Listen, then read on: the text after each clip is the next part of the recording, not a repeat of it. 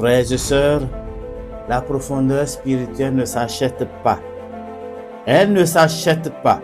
Elle vient d'une communion constante avec Dieu. Si tu es enraciné en Dieu, tu ne seras jamais emporté par un vent de doctrine d'où qu'il vienne. Parce que tes racines spirituelles sont ancrées en Dieu. Bonjour chers amis auditrices et chers amis auditeurs, j'espère que vous allez tous bien, que nous sommes là ensemble pour partager cette journée de grâce que Dieu nous a accordée et nous sommes donc revenus à notre sujet sur la vie et le ministère du prophète Michée, dont le thème général est Michée ou la voix de Dieu face à l'injustice et à l'idolâtrie. Nous avons trouvé notre texte de base dans 2 Chroniques 18, versets 6 à 13. Nous avons déjà abordé 3 épisodes. Et aujourd'hui, pour le 4e épisode, nous l'avons intitulé Michée, une voix qui refuse de se vendre. Michée, une voix qui refuse de se vendre. Nous allons lire 2 versets pour cela que nous avions déjà lu autrefois. 2 Chroniques 18, versets 6 et 7. Mais Josaphat dit, n'y a-t-il plus ici aucun prophète de l'Éternel par qui nous puissions le consulter? Le roi d'Israël répondit à Josaphat, il y a encore un homme par qui l'on pourrait consulter l'Éternel, mais je le hais car il ne me prophétise rien de bon et il ne prophétise jamais que du mal. C'est Michée, fils de Jimla. Josaphat dit que le roi ne parle pas ainsi. Michée ou la voix qui refuse de se vendre. Ce que nous allons aborder ce matin, vous le retrouverez dans d'autres épisodes parce que nous parlons du même homme, nous parlons du même ministère, nous parlons des mêmes peines qu'il a endurées dans l'exercice de ce ministère. Nous savons que notre monde est de plus en plus difficile. Difficile parce que la vérité se raréfie. La vérité se raréfie et il se lève beaucoup de personnes qui disent qu'ils parlent de la part de Dieu tout en faisant autre chose. Des prophètes se multiplient donc, mais la vérité devient de plus en plus rare. Michée apparaît comme un homme solitaire, mais un homme debout. Debout dans la vérité, debout dans l'engagement à servir Dieu dans la fidélité. Dans une atmosphère de compromis, Michée ose se distinguer. Là où 400 prophètes disaient ce que le roi voulait entendre, Michée refuse de se vendre. La rareté de la vérité dans un monde de compromis. Frères, sœurs, chers amis, le roi Josaphat pose la question, n'y a-t-il plus ici aucun prophète de l'Éternel? Cela révèle une crise spirituelle. Beaucoup de voix, mais peu de véritables porte-parole de Dieu.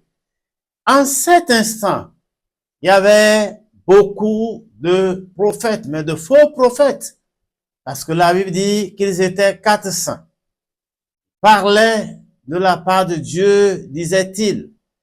Malgré cela, Josaphat s'interroge et interroge son homologue.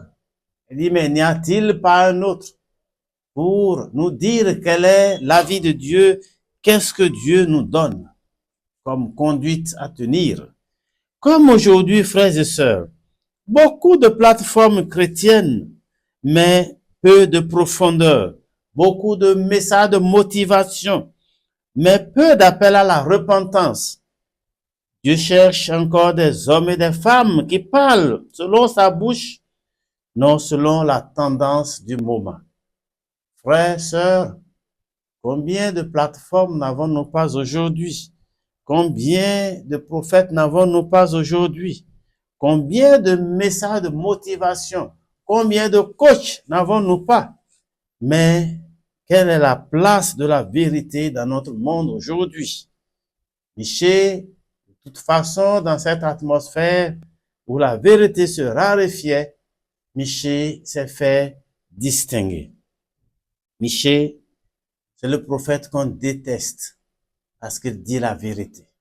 On ne le détestait pas pour autre chose. Le roi Akab a dit, je le hais, car il ne prophétise rien de bon sur moi. Aujourd'hui, malheureusement, nous préférons les flatteries à la vérité. Nous savons que la vérité dérange toujours ceux qui ne sont pas véridiques, ceux qui ne sont pas décidés à renoncer à leur vie de péché, ceux qui ne sont pas prêts à s'approcher de Dieu dans la repentance. Le rejet du message véridique n'est pas la preuve que Dieu n'a pas parlé. Dieu avait parlé par Michée, mais la grande majorité avait dit autre chose. Frères et sœurs, lorsque nous sommes seuls devant une multitude, si nous voulons plaire au Seigneur, nous devons accepter d'être détestés par les hommes. Lorsque nous voulons plaire au Seigneur, nous devons être prêts à être détestés par les hommes. Dieu compte sur des voix qui ne changent pas selon les rois, des voix qui ne changent pas selon les circonstances. Dieu veut des voix qui ne changent pas au gré des circonstances du moment. Dieu veut que nous soyons des hommes et des femmes qui ne se laissent pas intimider par le pouvoir, par l'argent ou par la majorité. Michée a connu cette épreuve, intimidé par le roi. Et là, il n'a pas succombé. Intimidé par la richesse, n'a pas succombé. Intimidé par la multitude, Michée n'a pas succombé à cela. Frères et sœurs, cette stabilité vient de sa communion avec Dieu. Et nous l'avions dit autrefois, si tu es avec Dieu, si Dieu est avec toi, tu seras stable dans tout ce que tu feras, tu seras stable dans tout ce que tu décideras, stable même dans ce que tu penseras et diras.